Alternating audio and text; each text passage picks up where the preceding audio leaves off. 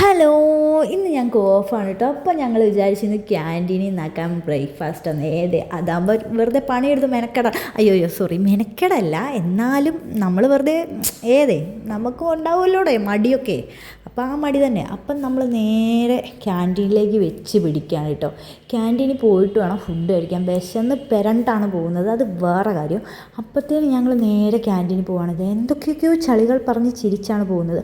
ക്യാൻറ്റീൻ്റെ ഫ്രണ്ടിലെത്തിയപ്പോൾ ഓളെന്നോട് എന്താ ചോദിക്കുന്നതെന്ന് അറിയോ? ഒന്ന് പെട്ടെന്ന് വരുമോ എന്നാണ് ഓളെൻ്റെ അടുത്ത് ചോദിക്കുന്നത്. എന്താണെന്ന് വെച്ചാൽ ഞാൻ ഭയങ്കര പെയ്യെ മെല്ലെയാണ് നടക്കുന്നത്. വീഡിയോയും കൂടെ എടുക്കുന്നതുകൊണ്ട് ഞാൻ അയ്യോ പോവല്ലേ എന്ന് പറഞ്ഞിട്ടാണ് നടക്കുന്നത്. അപ്പോൾ അവൾ നേരെ ഓർഡർ ചെയ്യാൻ വേണ്ടി പോവുകയാണ് കേട്ടോ, എന്താ ഫുഡ് വേണ്ടതെന്നൊക്കെ. അപ്പോൾ ഞാൻ നേരെ ഫുഡ് കഴിക്കുന്നിടത്തേക്ക് പോവുകയാണ്. അപ്പം ഫുഡ് കഴിക്കുന്നിടത്തേക്ക് പോയി അവിടെ നേരെ ഇങ്ങനെ വെയിറ്റ് ചെയ്തിരിക്കുകയാണ് കേട്ടോ. എനിക്ക് നല്ല വിശക്കുന്നുണ്ട്, ഓക്കും അത് തന്നെ. പക്ഷേ ഓള് ക്യാമറ കണ്ട അപ്പം ചിരിക്കുക, അതാണ് പെണ്ണിൻ്റെ കഴിവ്. അവൾ ഫോണിൽ നോക്കും, ചിരിക്കും. അപ്പം ഞാൻ പെട്ടെന്ന് ഓൾറെഡി ചോദിക്കുക, ഈ പാലപ്പം തന്നെയല്ലേ ഓർഡറാക്കി? അതെ.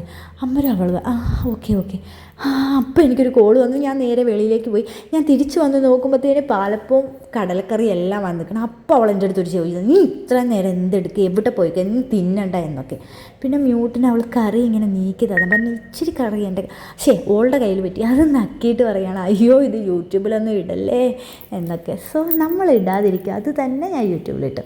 സോ ആദ്യത്തെ ബൈറ്റ് എടുത്തപ്പോൾ എൻ്റെ ചെറുതായിട്ടൊന്ന് പൊള്ളിയിട്ടു. ആ കടലയ്ക്ക് ഇച്ചിരി ചൂടുണ്ടായിരുന്നു. സോ ഇത്രയേ ഉള്ളൂ നമ്മുടെ വീഡിയോ, കൂടുതലായിട്ടൊന്നുമില്ല. അപ്പോൾ ശരി, ഞങ്ങൾ ഫുഡ് കഴിക്കട്ടെ, പിന്നൊരു വീഡിയോയുമായിട്ട് കാണാം. Okay, see you, by.